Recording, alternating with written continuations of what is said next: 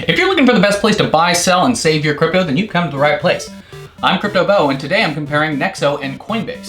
But let's jump right in and talk about the sign-up bonuses. Both of these bonuses are pretty standard. So if you look at Coinbase, it offers $10 in Bitcoin for buying $100 worth of cryptocurrency on their platform in the first 30 days. So if you haven't already, click the link in the description, head over to sign up and get that $10 in free Bitcoin. Nexo, however, allows you to get $10 in Bitcoin for just transferring $100 onto the platform. So again, if you haven't signed up, click the link in the description, transfer over $100, keep it on the platform for 30 days, and get that $10 in free Bitcoin. If you haven't signed up for either platform, you could sign up for Coinbase, buy $100 worth of cryptocurrency, get that $10 bonus, send that $100 over to Nexo, and then get the $10 bonus for keeping it there for 30 days for a cool $20 in free Bitcoin. Again, nothing eye-popping about either of these sign-up bonuses, but $23 is $23. This is as good a place as any to remind you that I am not a financial advisor. I'm just kind of an idiot who loves crypto, so don't listen to me. As far as interest rates, well, if you want an interest rate, then you're gonna have to go with Nexo because Coinbase does not offer interest rates on their platform. They'll offer about 5% staking rewards for the coins that they offer it. So you can deposit your coins into their ETH 2.0 staking contract. They're gonna have to stay there until ETH 2.0 is active, but you can earn 5% per year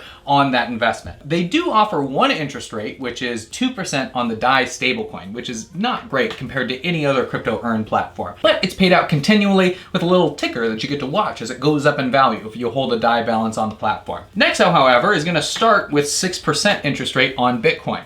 It's going to have 6% on Ethereum and 10% on stablecoins. Now, you can juice those numbers a little, get them to go up by 2% each if you decide that you want to take your interest rate in the Nexo token. It is important to note that is not available in the United States, and that's likely because the Nexo token is definitely a security. Fun note, saying that the Nexo token was a security is why I'm banned from our Nexo on Reddit. But anyway, if you don't live in the United States and you want to take your interest in Nexo token, you can get up to 12% on stablecoins on the platform, and you can get 14% in Nexo tokens. Pretty cool.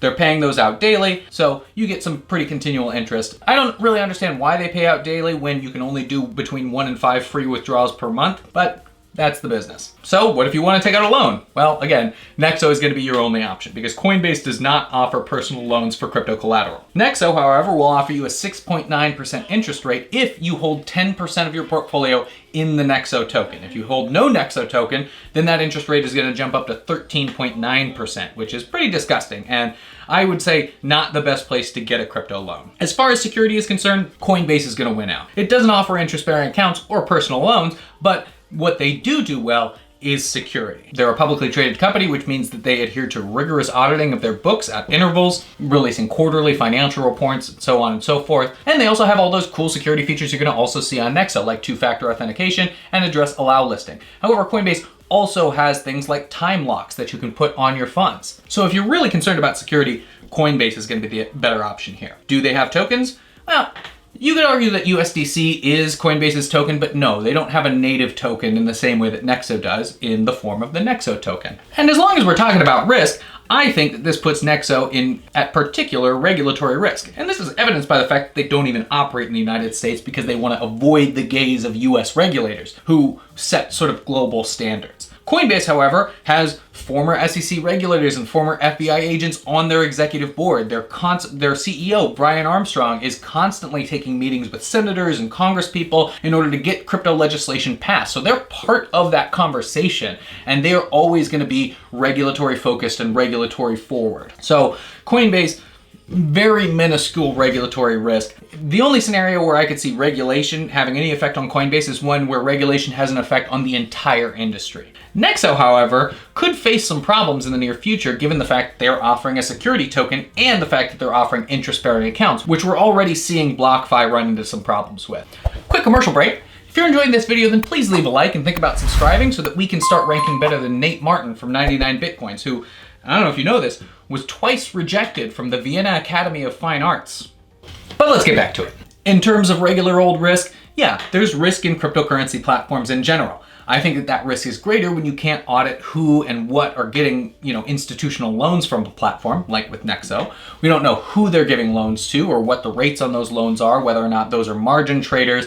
They're also engaging in capital rehypothecation, whereas Coinbase, again, adheres to strict reporting requirements and capital requirements. So they're at much less risk of a large-scale bank run. They're in a much better position to defend against a black swan economic event, which could happen in the very near future, whereas Nexo, I'm not so sure about. So again, in terms of risk, Coinbase is the safer option. Nexo is going to be a little bit riskier, but that comes along with the fact that they're going to offer you, not only personal lines of credit, but also interest rates on your crypto. They both offer exchanges. They both offer most big coins. The list of coins is going to be much smaller on Coinbase than it will be on Nexo, but they're both offering all the heavy hitters and some small market coins, and they both operate as fiat on-ramps. Nexo says that they have no fees on their platform, and that's sort of borne out, whereas Coinbase is going to hit you with a lot of fees. When you transfer in money, it's either going to be $2.49 or 2.49%, depending on which is larger. They're also going to do 1% conversion fees. You can mitigate a lot of those fees by just transferring in using an ACH transfer, which there are no fees for, a US dollar balance, and then sending that over to Coinbase Pro, where there's only a 0.25% transaction fee. You do have to be a little bit more of an advanced user, but once you get the hang of it, it's pretty simple. As far as withdrawals go, Nexo is going to offer between 1 and 5 free withdrawals per month, depending on your loyalty tier. And that means how much of your portfolio is made up in Nexo token. This goes back to like the same with their interest rates on loans. If you hold 10% of your portfolio in Nexo token, then you're gonna get 5 free withdrawals per month, whereas if you hold none, you're gonna get 1 free withdrawal per month. And then after that, it's flat fees for all withdrawals. There are no fees, however, withdrawing fiat currency. The same is true for Coinbase. There's no fees for withdrawing via an ACH transfer, but if you're selling on their native platform, you're gonna get hit with a 1% conversion fee, and you're also gonna get whatever their spread fee is, which could be up to 2%, which is why, again, I would suggest mitigating that with Coinbase Pro. As far as other features are concerned, Nexo has a debit card that they're theoretically releasing. It's an early release right now, so only a few people can get it, so we'll see what the terms are on that and what it looks like after it comes full release. But Coinbase offers their debit card.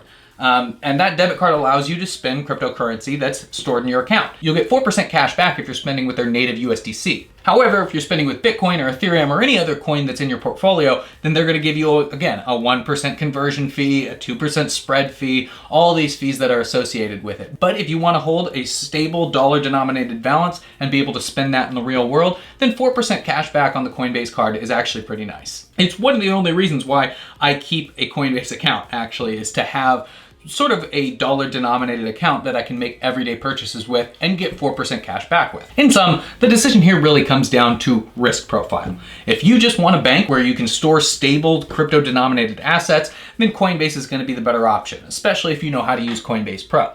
If, however, you want to earn interest and you want to take out personal loans, then you're going to have to use Nexo. I think there are some maybe better alternatives, but if that's the choice you're making between Nexo and Coinbase, I would say, Nexo is really your only option.